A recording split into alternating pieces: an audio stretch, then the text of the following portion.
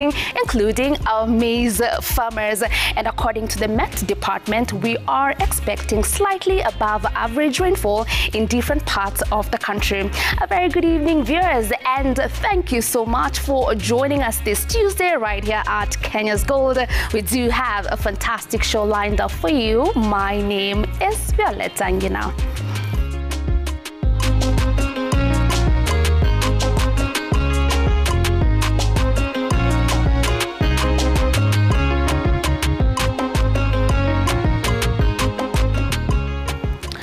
Now, I know I promised you that today Terrer will be here, but he's not in today. He just came back from Narok. But please do expect to see him in studio with me as from tomorrow. Now, moving on to the agenda of the day, every single Tuesday, we are now focusing on that which is the staple food of Kenya, being maize.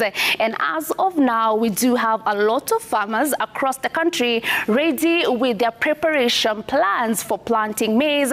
And we do want to make sure that they get it correct from the very beginning. And that's why today on the program, we will be joined by a team from Apollo Agriculture, which is a technology-driven company that helps small-scale farmers in Kenya and Zambia as well, ensuring that they get optimum produce from their farm and returns as well. So please do stick around for that conversation. But before we do get there, we're going to go back all the way to Bungoma County and learn why it's very important to test your soil as a maize farmer. Take a look.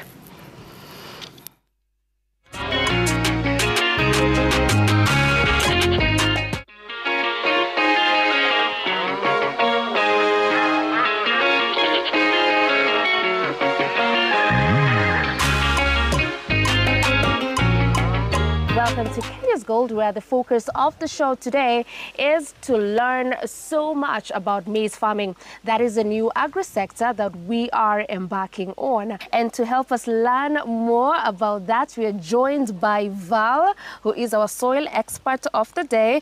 And I know we have some tools here. We will open a bit later just to understand what will be happening when it comes to the testing of the soil. Remember, we have been educated time and time again, no matter how much technology comes in the space of agriculture, healthy soil is the best technology. Thank you so very much, Val, for making time to be with us today. Thank you for having me. Great. So today we do want to learn a lot about soil testing, right? And mimi kama mkulima ambaye nataka kupanda mahindi, nataka kujua nikitest mchanga yangu naangalia nini. But first, just very generally, talk to us about the different ways that are there for testing the soil. So we have the very known method, which is to actually get samples from the farm and transport them to the lab. Mm-hmm. And we have what we have today, which is a digital way of doing it, where we have our mobile machines, where we carry them to the farm and actually complete all the testing in the farm. And the farmer is able to receive their results instantly on their mobile phone and their recommendations as well. Their phone. Great. Yes. So if I go this direction with the tools that we have here, I will receive the test results today. And the other process whereby I have to take to the lab, it takes, give or take, how many days? Maybe a week. Mm-hmm. It really depends on the workload of the certain labs or other different factors, but give or take a week, maybe. Mm-hmm. Yeah. So when a farmer decides today, I do want to test my soil, what exactly are they looking out for? What are those factors that you need to make sure you take so that you can understand more about the health of your soil? The most important one is the macronutrients, which is what is the nutrients that are mostly the determinant of plant health or crop health, the nitrogen, phosphorus, and potassium. Then we have soil pH, which is also a very big determinant in soil health and how plants perform or grow. Yes. So we are checking the macronutrients. Yes. We are checking the pH. Yes. All right. There's also the other aspect where we are told time and time and again that soil is actually living, and you have to also check if your soil is alive. Is this also part of it whereby we are checking the alive organisms in the soil? That is known as organic matter. It is done. Other tests are able to get that organic matter. So when I take my soil to the lab, I'm also able to check the organic matter in my soil? Yes, the organic matter of the soil. Great. So when a farmer comes to you for this test, the mobile testing, how much does it cost them? It costs the farmer 1,000 shillings to test their soil. When they pay that amount, they get their results and their recommendations, which is the type of fertilizer to apply, the quantity of fertilizer, when to apply, and which crop does best with their soil. Right. Yes. Over the years, are farmers now embracing soil testing? We are still not where we would want to be. It's still a journey of educating farmers. That's the biggest thing we're doing right now, to get farmers to understand the importance of soil testing, why they need to understand soil health even before they get their bags of fertilizer to the farm. And especially now that we're approaching the planting season, it is something we are really, really advocating for. Why do you think, as much as we now understand the importance of testing our soil, the uptake is not as good as it's supposed to be? What is the challenge in between there? Number one has been accessibility of the services. Taking an example of where we are today, we are very deep in Bungoma County. So supposing the farmer here needs to have their soil tested, they'll need to carry it from here, take it to Bungoma town maybe, then parcel it to Nairobi or where we have those labs. It is, number one, expensive. Number two, it is time consuming. Number three, a lot of mistakes could happen in the process of sampling the soil, carrying it, transporting it. It could even get lost. So those were some of the challenges. So accessibility was one challenge. Number two is the cost, because if we are to look at the cost of doing the comprehensive test, it will cost a farmer somewhere between 2,500 to maybe 3,000, 4,000, or even up to 5,000, depending on the parameters they want tested on their soil. So that has been the second challenge. The third one is lack of education. Most of our farmers don't really understand, why do I need to test my soil? So what our farmers are used to is, it is planting season, I plow my land, I come in with my DAP, I'm used to doing 2 bags, I put my 2 bags, I wait for top dressing, and I move on. That's what, so lack of knowledge also. So farmers need to understand, why do I need to test my soil? How does it benefit me? How does it benefit my soil? What are the do's and don'ts? Sifai kupima mchanga gani? Or what common mistakes do you see in the process of soil testing? So if in the case where we are carrying samples to take them to the lab, soil is living, like you said, so it should not be put in polythene bags. It should be put in a khaki bag to ensure that it is still, you know, like it's breathable. But when we're doing the sampling on the field or on the farm, we avoid land where we have previously had cow sheds, zizi ya ng'ombe ile. You avoid that place. You avoid places where we've used for charcoal burning, or a place where the soil that's there is not the soil that was originally there. We probably had to carry soil and yeah, so you've exported soil to that. What is the purpose, or why is it very important to avoid those 3 cases that you've mentioned, where there was initially zizi ya ng'ombe, exported soil, and where you've banned charcoal? Why should we avoid that particular soil?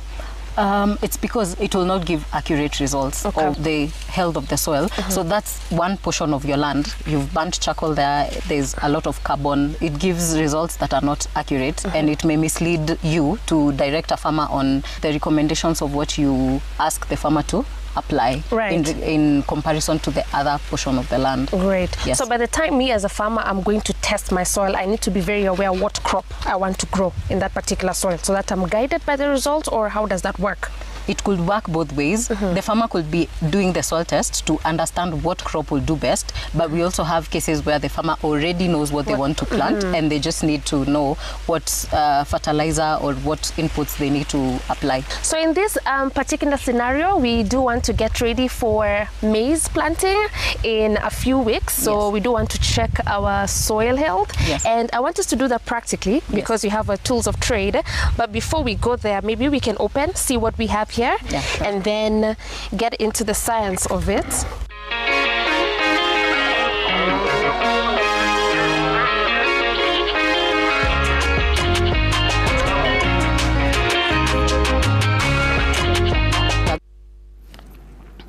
Now, one thing that we have learned over the very many farm visits that we have done right here at Kenya's Gold is the fact that the most important technology in agriculture has to be healthy soil. You could have best farm inputs. Here we're talking about your seeds, your seedlings, and your fertilizer as well. But if your soil is not healthy, you're not going to achieve so much in your farm. And that's why taking care of your soil in agriculture is non-negotiable. Next week, we will continue with that feature, and you will get to learn how actual data of the soil is collected by our experts. So please do look forward for that. Now, before we do continue unpacking all the goodness that we do have for you on the program today, allow me to have that conversation that we always do have with our farmers right here at Kenya's Gold, because of importance right here on the program is to make sure that you as a farmer is growing in not only agriculture but agribusiness as well.